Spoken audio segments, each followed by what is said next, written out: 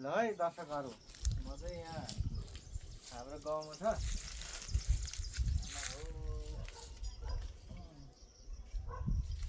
ल हेर्नुहोस् कटहरको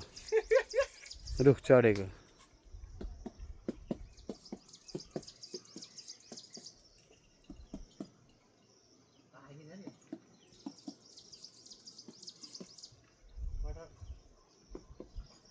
यहाँ कटहरको बोट ल हेर्नुहोस् आमा यस्तो छ कटहर माउरीले गोला बनाए जस्तो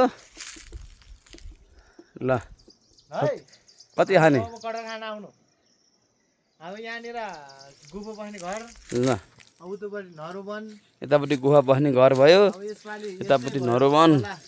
उतापट्टि गुप्तेश्वरी महादेवको मन्दिर गुफा बस्न आउनु पाएन खोला नपरेको भए बाटो नलगेको भए भाग्यले यो कटहर खान पाउँथ्यो छानी हेर्नु तपाईँले कमेन्टमा मलाई पनि भन्छ होला पकाइ पनि अब यहाँ रुखमै आयो भने चाहिँ यो सबै तपाईँहरूलाई फ्रीमै दिन्थे काठमाडौँसम्म आउनुपर्छ दुईजनाले एउटा दुईटा बोक्छ होला त्यही त त्यो एउटा त हामी दुईजना खानु पर्यो घरमै फिक हुन्छ त्यो फेरि एउटा चेलालाई बोलाएर पठायो भने हेर आफ्नो नजिकको चेलालाई मात्रै बोलाएर दिएछ भन्ला त्यही भएर गाह्रो छ दुईटा मात्र आउँछ दुईटा मात्रै एउटा चाहिँ हामी घरमै खान्छौँ त्यही त त्यही भएर बोक्न सक्यो भने बालाजीमा एउटा आउँछ होला त्यो एउटामा पनि अब पाकेको भात के चान्स को छ त्यसले खान पाउँछ त्यही हो चाख्नु पाए एउटा भए पनि ल